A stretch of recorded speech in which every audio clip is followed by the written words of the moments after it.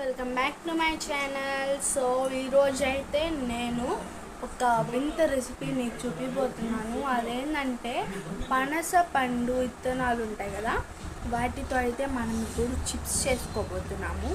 So వాటిని ఎలా cut చేయాలో చూపిస్తాను. సో గాయ్స్, ఇవే నేను ఇప్పుడు దాకా చేసిన స్లైసెస్ అన్నమాట. ఇలా సన్నగా స్లైస్ సన్నగా అంటే అంత సన్నగా కాదు. మనము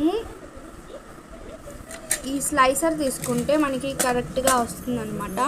మీకు వస్తుంది కదండి, ఇలా గ్రేటింగ్ చేసే దాంట్లోనూ ఇలా ఒక వన్ సైడ్ వస్తుంది. సో అది తీసుకొని మీరు ఈ విత్తనాన్ని స్లైస్ చేసుకోవాలి.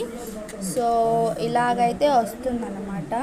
సో పదండి నెక్స్ట్ తయారీ విధానం. గాయ్స్, మన జాక్ ఫ్రూట్ సీడ్ చిప్స్ అయితే రెడీ అయిపోయాయి అండ్ చాలా బాగున్నాయి. నాకైతే బాగా నచ్చాయి.